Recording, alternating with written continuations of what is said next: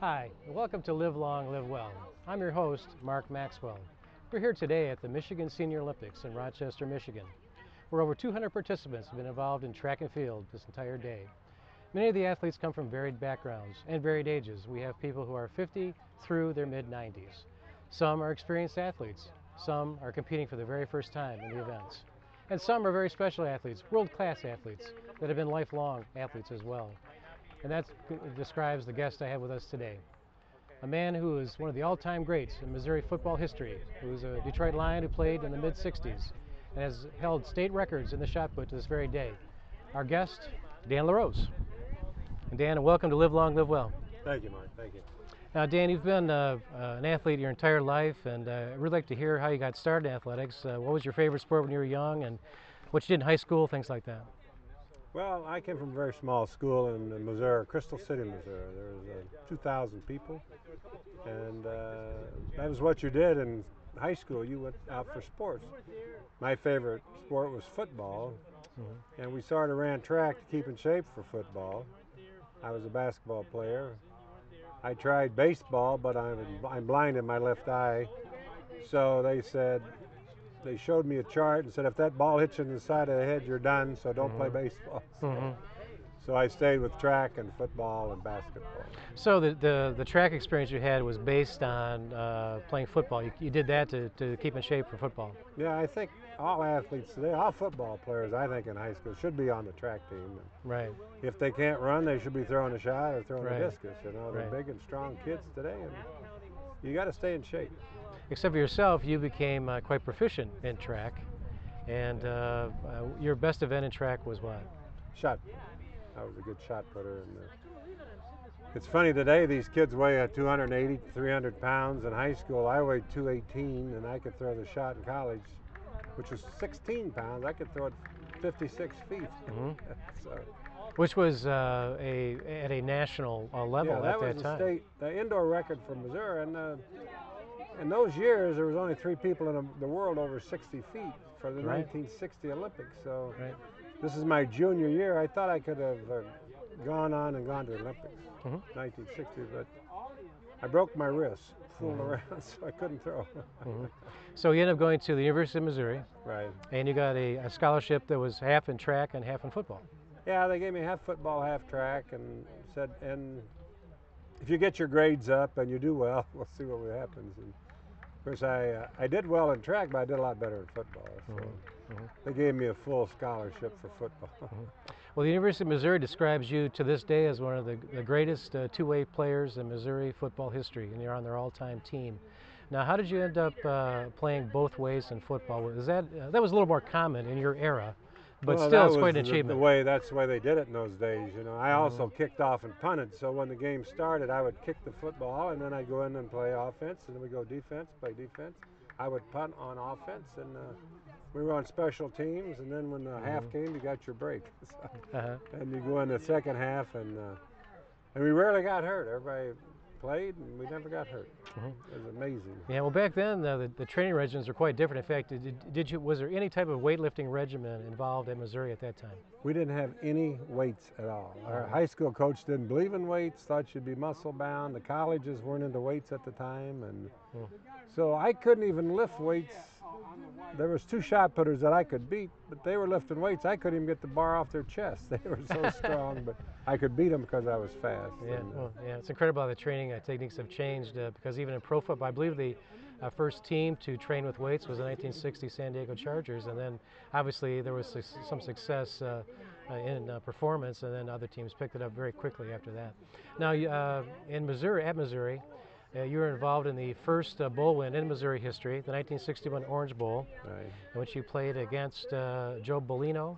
Joe Bellino was the Heisman Trophy in Navy. We played Navy, so we'd played the year before in the Orange Bowl against Georgia. We got beat, but I think our coach Dan Devine, he had us working out 2-a-day scrimmage and the day before the game, and he hadn't been to a bowl game. So the next year he relaxed on us and eased up, and we won the game.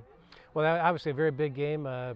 President Kennedy was noted to be in attendance. That was his alma mater, Navy. Yeah. You were an underdog in that game. Yeah. obviously a huge win for Missouri, one that many Missouri alumni and fans still remember to this day. Yeah, we would have. In those days, they chose the #1 team in the nation before the games, the bowl games. Today, they choose after the bowl games. We finished 5th, but we won our bowl game, and the guys that finished 1, 2, 3, 4 didn't win their bowl game. So, in theory, we would have been the #1 team in the nation my senior year. Yeah, most likely if there was a poll. And Dan Devine was going to buy us rings, but he never did. So you're still waiting for your ring. I'm waiting for my ring. And Dan died, so yeah, good chance we won't get that. No, I don't think so. So you came out in NFL draft, 1961. Right. You were the 23rd overall pick.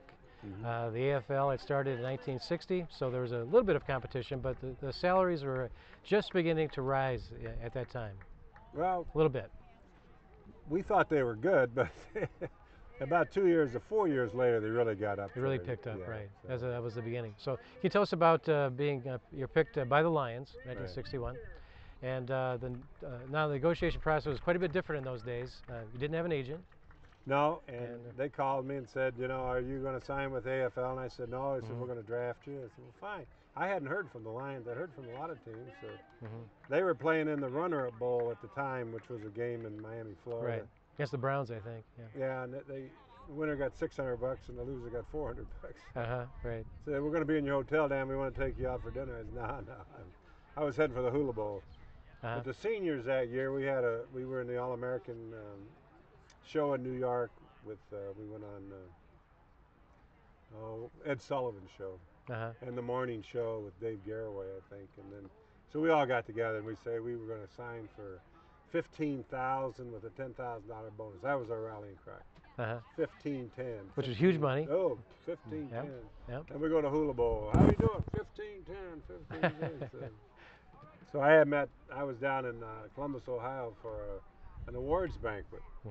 And our little black halfback, Mel Weston, and I were rooming together. So we get a call, and it's the Eddie Anderson, general manager of the Lions. He said, Dan, I'm in town. I said, good. Let's go to dinner. I said, great. Where are we going? He said, well, why don't you just come up to my room? All right, man, I'll get a free dinner. So we were eating. He said, Dan, we need to sign you. I said, I'd like to sign Mr. Anderson. So he lays $5,000 in $50 bills on the table.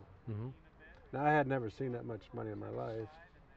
And he said, you want that money? Yes, sir. Yes, sir. I want that money. Well, sign here, Dan. Okay, what? It was only $12,000 I signed, and I got my $5,000. But to my dying day, I will know he had another $5 in his pocket. But I didn't know it at the time. And he probably went back and said, oh, I got all this money. What am I going to do with it? You know? And obviously, today's contracts are millions and millions for the 23rd, or would be multi-million for a 23rd pick. However, in 1961, that was still a fair amount of money, a pretty good amount of money. I don't think anybody got more than that. Right. We talked about it. That was Did you good get money. your 10? Oh, yeah. You get 50. Yeah. Well, that just points out that you guys were real pioneers. You laid the groundwork for today's NFL. And the sacrifices you guys made during that era really paved the way for the big salaries of today. Yeah, and we got the pension plan started in '59, and they didn't include the 59ers. Right. We were playing golf tournaments to pick up the 59. Now these guys, they get $90 million from the league, and they don't go back and give us anything. The old timers get nothing from that deal. Yeah. Pretty sad. Yeah, well, I think that you guys should be definitely rewarded for the sacrifices you made and for the way you promoted the league and made it what it is today. There's no question. Some of the old players saying, I think they're waiting for us all to die, and then they don't have to worry about us. It could be.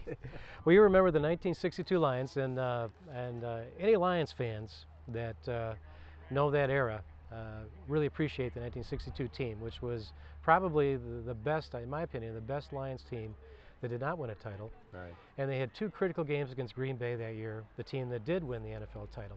The first one occurred in October of 1962 when the Lions were leading late in the fourth quarter, I believe 7-6. Is that correct? And what happened? We had the ball, less than 2 minutes to play. All we had to do, and Joe Schmidt and those guys said, we held them all day. You run the ball 3 times and we kick it down to their end zone and we hold them. But nobody knows, but we think the quarterback at the time, I don't even want his name, but checked off to a running play, or pass play, and Terry Barr slipped.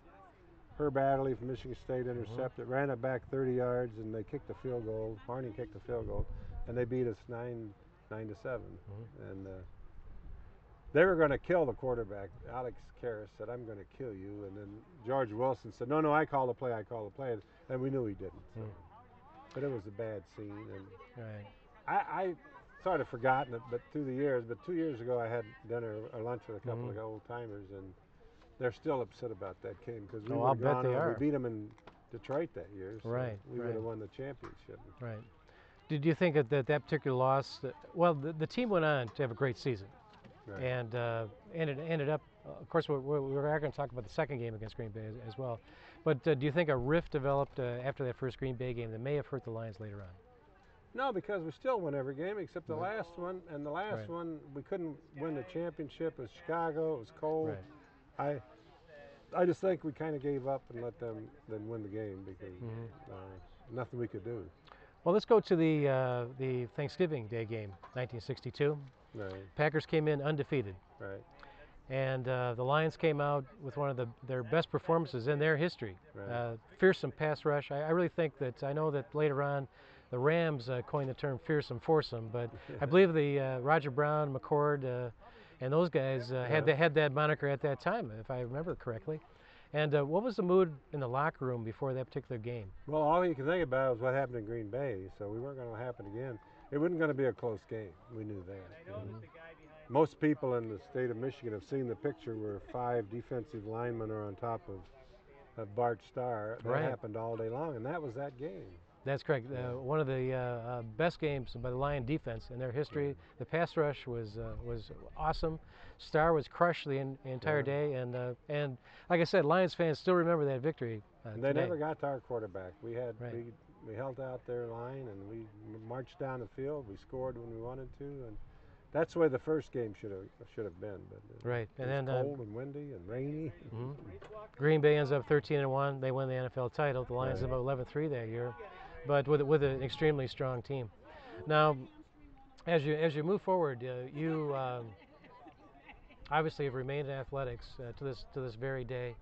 And after your playing days, I know it was some bit of time before you got involved in Michigan Senior Olympics, but how did that come about, your involvement with Michigan Senior Olympics? Well, like some people watching today probably won't know that there's a Senior Olympics in Michigan, and the Senior Olympics start at 50 years old. There is the AAU, and they start at 30 years old and go to 90, but Michigan Senior Olympics start at 50, and then every 5 increments all the way up to 100. I was reading the paper one day, and it said, Senior Olympics is going to be held in Battle Creek, Michigan, and such and such. So I called to find out about it. I would have been 60 years old, and I hadn't thrown since my college days of 22 years old. So I said, maybe I can do this. So you pick up a shot, and you know, I've lost, my knees are both gone. I've had operations on both knees. My wrists are gone, and my body's gone. It's a world of difference between 60 and 69. I know that. That's for sure. That's for sure. Well, now you've competed primarily in shot and discus and high jump. Have those been your main 3 events that you've been involved in? Yes, I didn't high jump in college, but I threw the shot and discus, and I have the indoor record at Missouri. I had it. Now they got guys throwing away out there, but I just picked up the high jump because something to do. I high jumped in high school. I've tried a couple runs, but the knees don't work.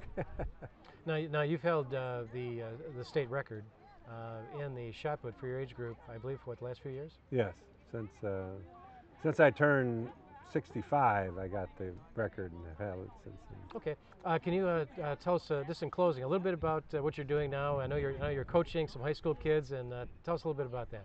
Well, my wife and I moved up to our log cabin in Luther, Michigan, which is south of Cadillac. We live on the Pine River in a log cabin, and I've been helping the Pine River schools shot putters. So our boy and our girl both broke the school records last year. Oh, that's great. And the girl's just a freshman, so she could be something special. But I thought I could work with myself, my shot put techniques. But you spend so much time with these kids, you don't have time for yourself. Right. But I've built a pad in my backyard. I have a little field there, and I can throw out there. Yeah. Well, Dan, thanks a lot for being with us today and sharing some interesting comments about your career, and congratulations to you and continued success with your athletic career and your coaching. So thank you very much. You're very welcome. And we'll see you Next time on Live Long, Live Well.